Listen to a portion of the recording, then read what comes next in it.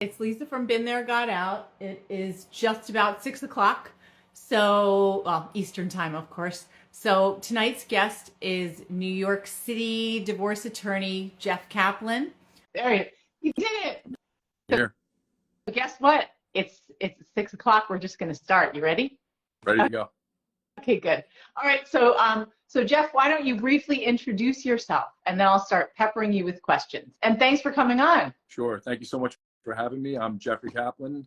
I am the managing partner of Kaplan Associates, a Manhattan-based matrimonial and family law, handling high conflict matrimonial cases. Okay. Well, that's our world, high conflict, matrimonial and post-judgment. So tell us a little bit about your background. I want to know, because I was impressed talking to you before we came on here live. Obviously, you're really good at your job. You described yourself as a legal plumber. Sure. Tell us about your background and tell us what that means. Sure.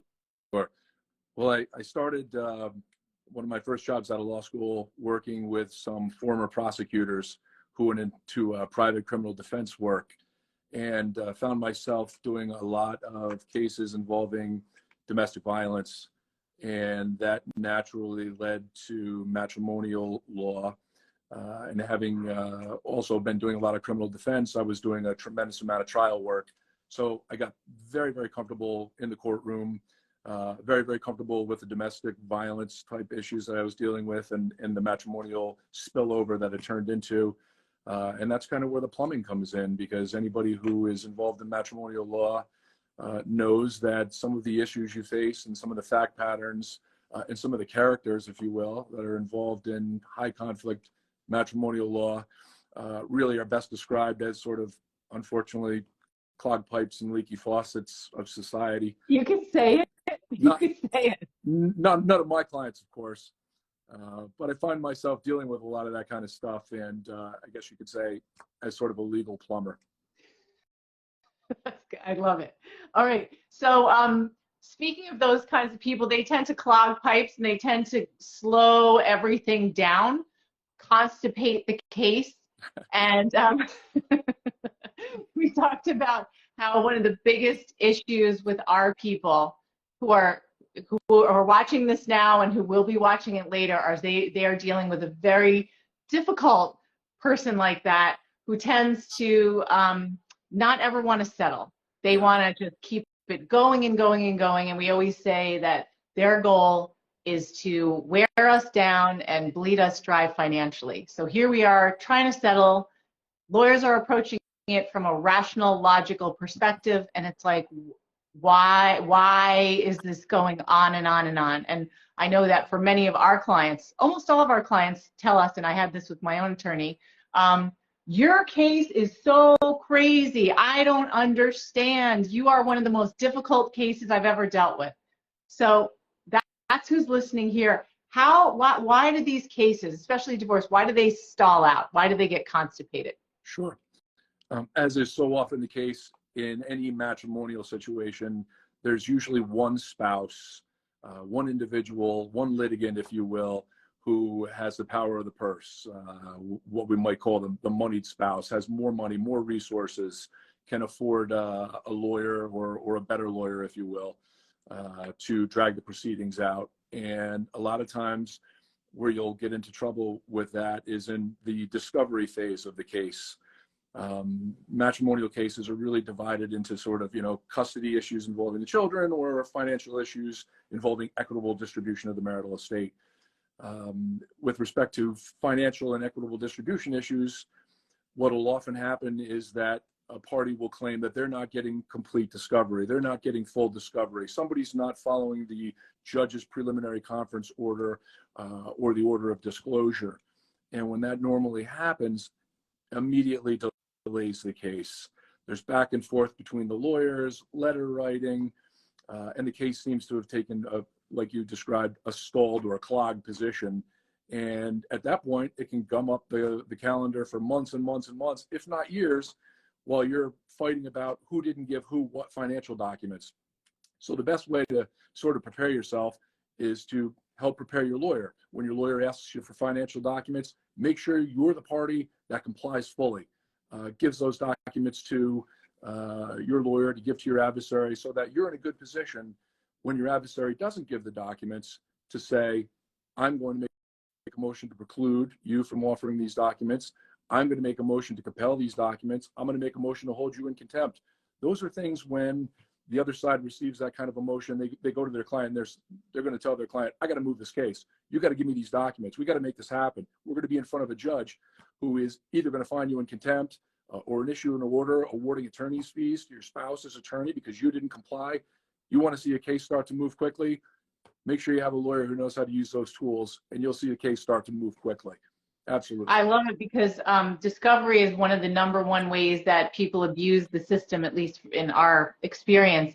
And sometimes when a lawyer tells one of our people, you need to comply, and the other side isn't complying, they have a really hard time because they're like, why do I have to follow the rules and they get away with it? Sure. So can you elaborate on that? Like, why do I have to be perfect and they can just do whatever they want and nothing ever happens? I know I experienced that for a while, but not anymore. I get that all the time. Clients tell me, we've given them everything. They're not giving us this document or that document.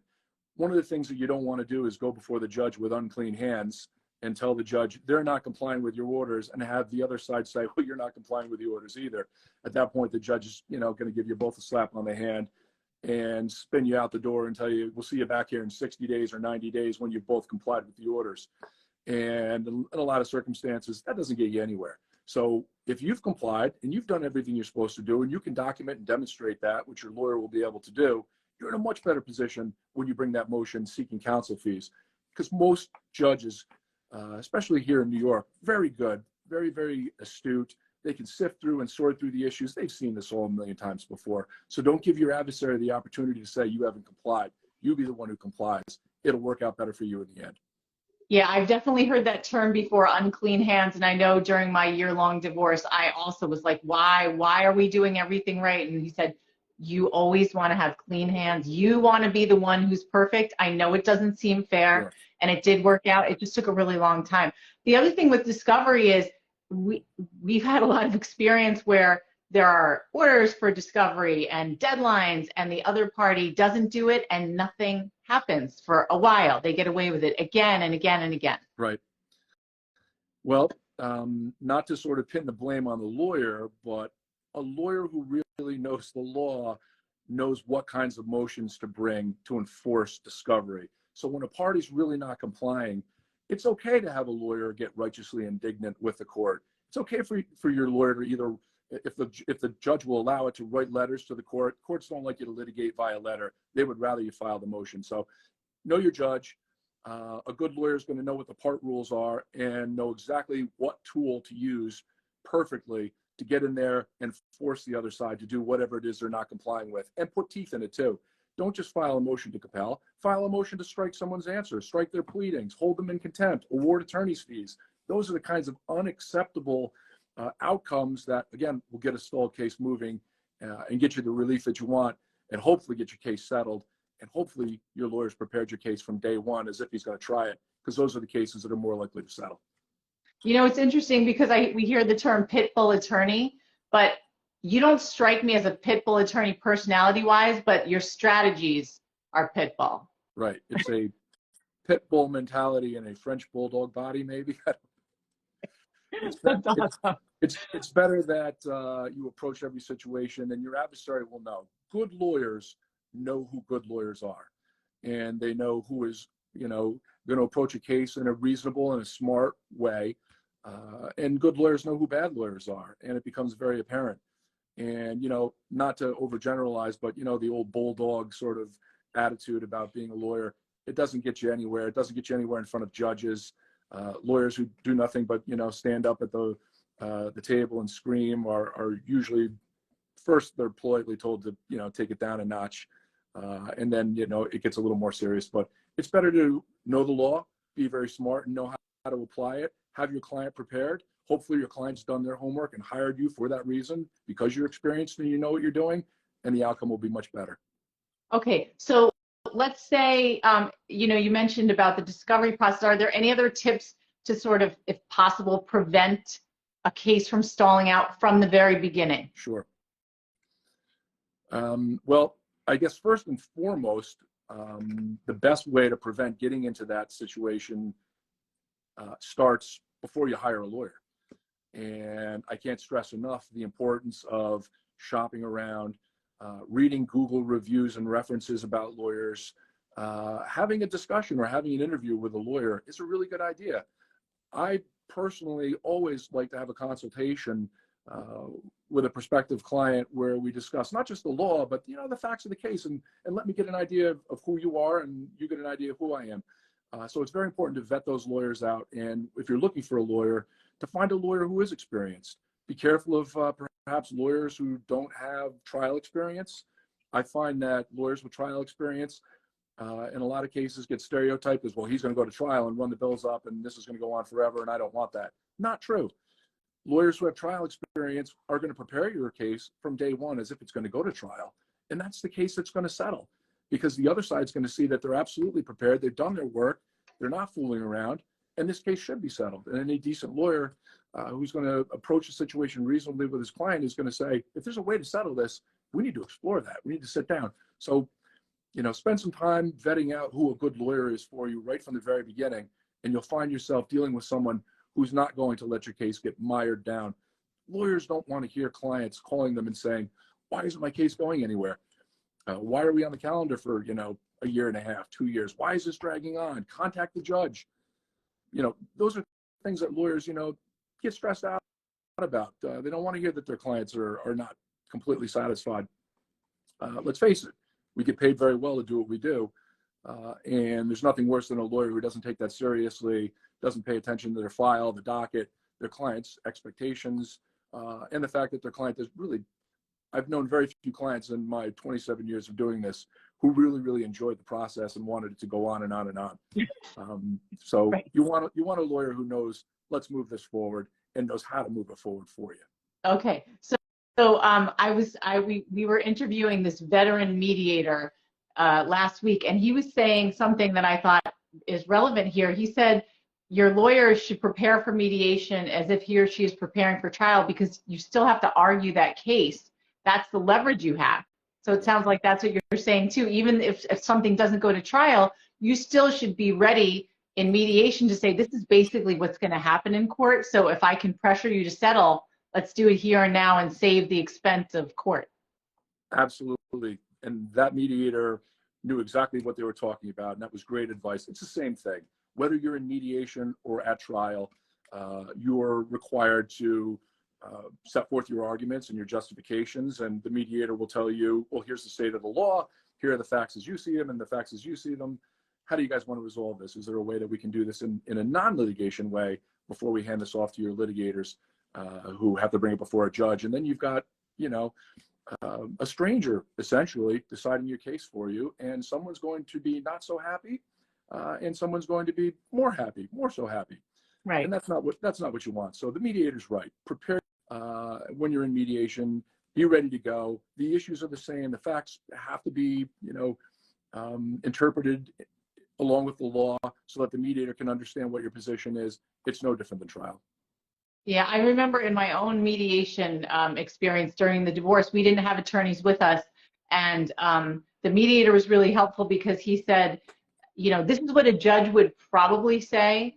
And my ex was trying to say examples of like, well, I don't think I should pay child support unless I have a wonderful relationship with the kids. And so the mediator was able to just say, well, that's not going to fly at all in court.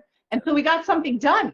And it was wonderful because we didn't have to go to court. I wasn't paying attorneys at the time, and it worked out. So I was really glad to have that authority in the room saying, no, like that's not even an option. Sure. And you had a smart mediator. One of the last places I really ever want to be is actually at the mediation with my client, because then the other lawyer is going to be there. And we're advocates. That's who we are. And it so quickly, unfortunately, spirals into advocacy. And mediation is not advocacy. Your client should be free to come back to you and say, hey, this is what the mediator said. Is this reasonable? Is this truly what the law is? And your lawyer will be able to tell you, absolutely, and this is fair, and this is reasonable, or it's not, and this is what you should go back and say. But when the lawyers show up at the mediation, it may as well be the courtroom, and the mediator may as well put the robe on, because everyone's going to look at the mediator and say, this is the law, and we're going to argue, and we're going to advocate, and then you get nowhere. And mediation becomes advocacy then. Yeah, it's interesting because I did have, this was at the beginning of our process. This is years ago. My lawyer said he agreed with you. And I know a lot of lawyers feel differently, but he said, go in there without me, pretend you don't have an attorney. And here's the two top things to go for. Here's the two that you could accept. And here's two that we're going to forget about. But just go in there and play dumb. And I did, and it worked really well. Yeah. It sometimes works in court, sometimes the same way. A good judge, knowing that the lawyers are there and their clients are there and they're going to make arguments, and certainly we're going to make our arguments knowing our client is standing next to us in court. Sometimes the judge will say, I don't want advocacy. So I'm telling the lawyers right now, without advocating, I just want a quick synopsis of where you are in this process, what's going on, is there a problem, and then I'll make some recommendations. And that can be really effective in a lot of cases. So that sometimes works to move a case along. Yeah. Definitely. I think I don't want advocacy to me translates as let's take out all the emotion and just stick with the facts and try to move this along. Okay. So another thing that I know you say you like to use as a strategy is knowing the rules of evidence really well. Why is that important for a lawyer to know those? Sure. Or anybody? First of all, because it impresses the judge when you know the rules of law and you know the rules of evidence really well. Dare I say, some people in the court system don't know the rules so well, and certainly what happens more frequently is a lot of lawyers don't know the rules of evidence so well. This is especially important, obviously, when you're in a hearing or in a trial where the rules of evidence apply quite strictly. So when you've really prepared and you're familiar with those rules, if you've got that trial experience, you really can own the courtroom. And especially with an adversary who might not be as familiar, who might not be as comfortable with the rules of evidence, you're making objections. Your adversary, in a lot of cases, loses their place, gets confused, probably has no clue in some cases what you're even talking about. Doesn't happen all the time. Certainly, I've been involved with a number of very, very good adversaries, and I actually like those cases more. Not only are they more fun to work on because it's smart, it's intelligent, everybody's learning, it's a good experience. But there are situations where an attorney might not know the rules of evidence so far, and you'll have a real advantage. You'll be able to stop them in their tracks. They're going down a line of questioning of perhaps either your client on cross-examination or their own client, and you've stopped them. You're not letting them get information, and they don't know what to do. And it's great because you can see the look of horror or panic in their eyes. My next thing is tell us about the look of horror. Yeah. Nothing better than looking over at the other table and seeing your adversary just in a complete dead stare, not knowing what happened. And of course, you're about to repeat it, and the judge just looks at you. You don't have to. What's going on here? And being able to move forward. And I've had that happen numerous times. And when you know what you're doing and you have that kind of experience, you can really extract an advantage in the courtroom. And that's going to get the other side, in a lot of instances, to settle, to compromise. And if somebody's being unreasonable and you're able to do that, that's really going to be a big benefit to your client, to rein them in. A recalcitrant adversary who just wouldn't settle because they're unreasonable and this is emotional and they're just not making good decisions will sometimes come over and say, let's take a recess, go outside and talk about this. Let's see if we can get this resolved. And that's great for everybody. Nice. Yeah, we always talk about how important it is to appear reasonable, to present as reasonable, because you never want to look like the difficult one, just like you don't want to look like the one who's not complying with discovery, et cetera. Okay, so another thing, I had taken notes. We said something about the difference between bad facts and some other kinds of facts, but I don't remember what they were. Sure. Do you remember that? I do. Okay. There is no such thing as a perfect case, ever. No one has a perfect case. So there are going to be certain facts about your client's situation that you can do nothing about. And they're what we call bad facts or facts beyond change. No amount of advocacy or coloration or camouflage is necessarily going to do. What's an example? Like, give me an example of a bad fact. I mean, I'm thinking of something, but Sure. Let's hear it. Again, these are very emotional situations, and in a lot of circumstances, I will find that perhaps my client has written some very, very bad emails to their spouse, or a whole slew of text messages that they regret. and they're not so nice, and you know, maybe they contain threats. Who knows what they are? You can let your imagination Oh, run we know, wild. we know, we Yeah. know. And you are stuck with those sorts of things if they're going to be offered into evidence and used for some, you know, purpose that's adverse to your client. You are stuck with those facts beyond change, those bad facts. So you really have to know your client. You really have to have these upfront, frank discussions with your client. What's the context? Why did this happen? And be prepared for that kind of stuff.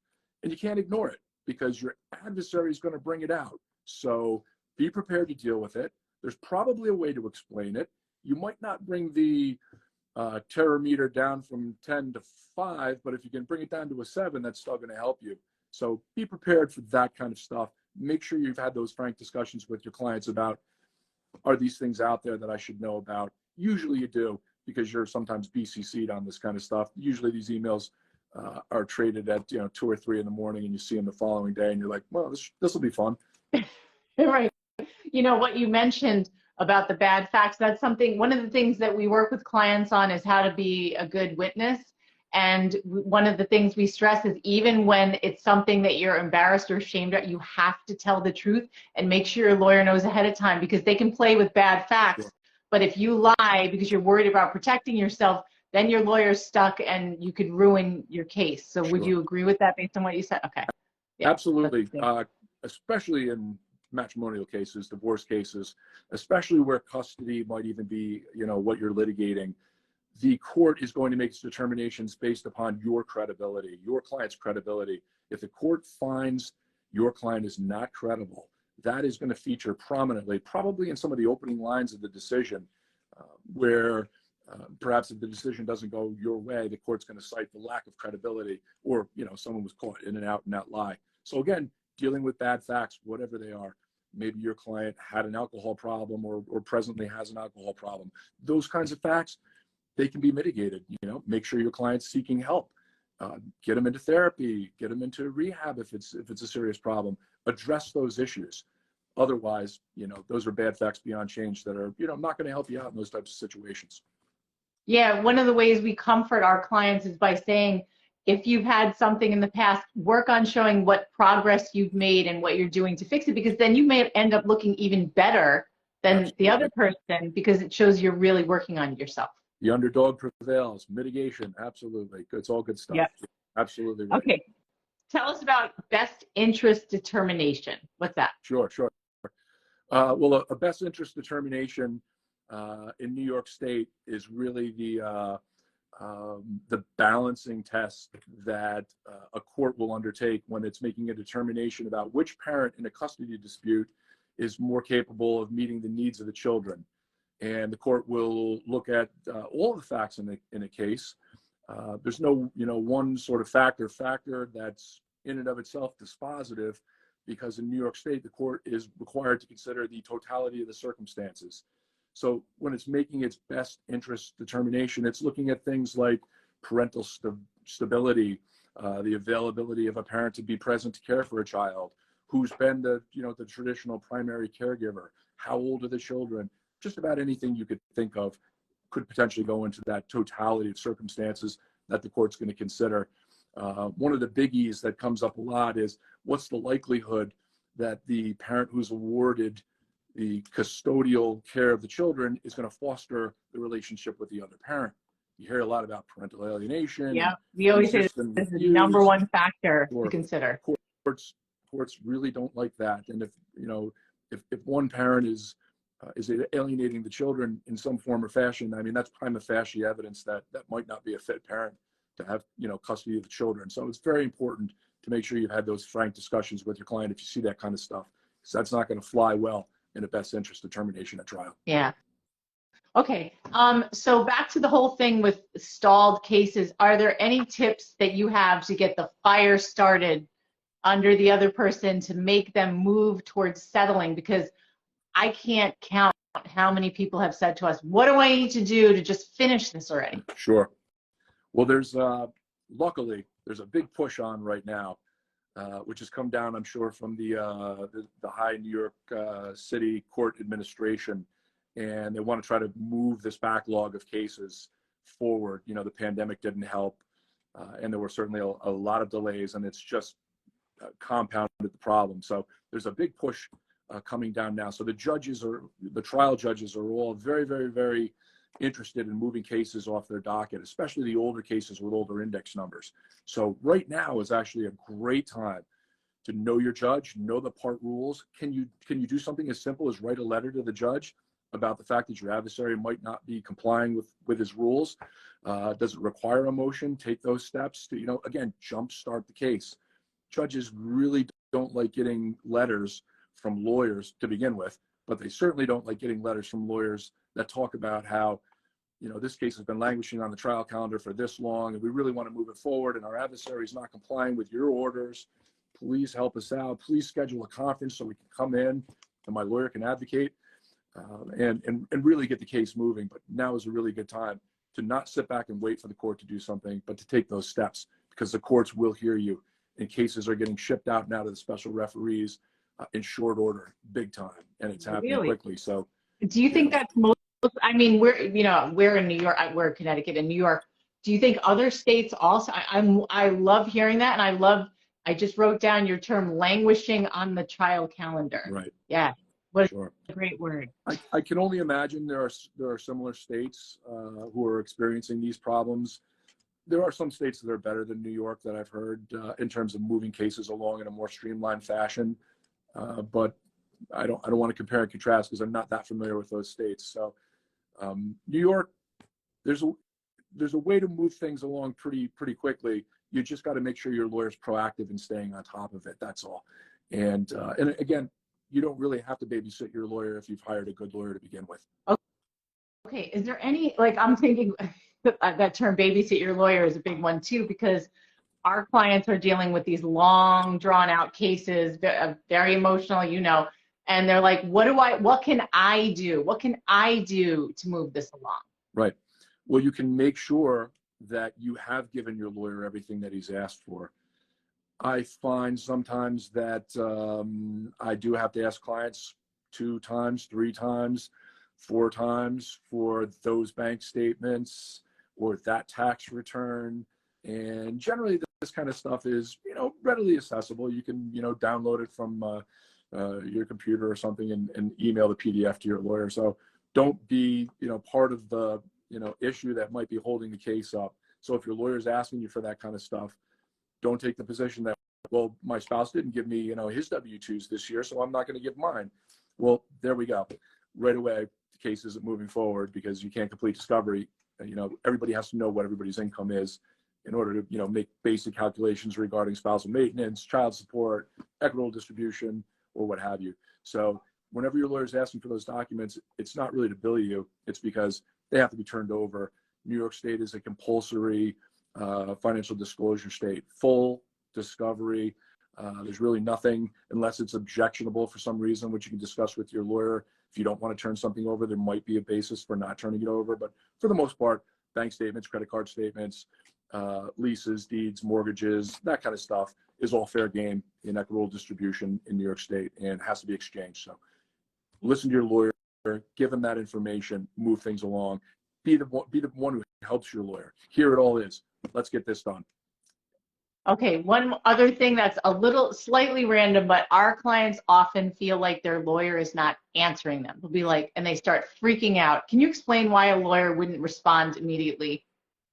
The only real good reason I could think that a lawyer wouldn't respond to a client is that they're in outer space and the communication is bad. Maybe they're on the dark side of the moon. There's no excuse for it. There are some clients who really want a response at 2 o'clock in the morning when you're asleep, and that I understand. And I get those texts and those emails, and I do my best to try to respond. But there's really no excuse to not get back to your client about an issue. Again, very emotional situations that people find themselves in these situations. There should be absolutely no reason whatsoever that your lawyer's not back in touch with you, or a member of his office is not back in touch with you immediately. There's nowhere in the world you can hide. You can be anywhere and respond to a text or an email, or you can certainly do an out of office. I'm on vacation. I'll respond to you, as soon as I possibly can. But to know that your client somehow might be in a bad situation or struggling, and you have not left your associates, connected to those messages, there's no excuse for it. Well, that's such a refreshing answer.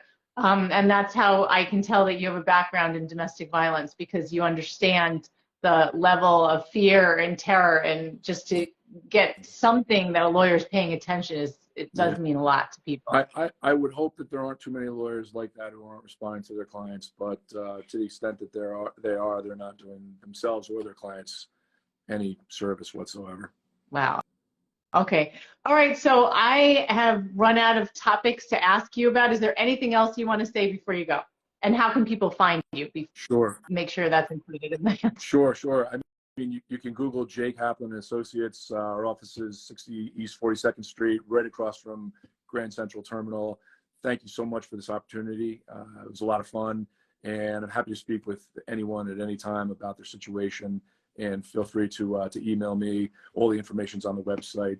Thank you very much. All right. Thanks so much, Jeff. So I'll put the recording up, and then everybody will be able to find you, because I'll have your little Instagram handle in there too. Thanks so much, Lisa. All right. Take care, Jeff. Bye-bye. Bye.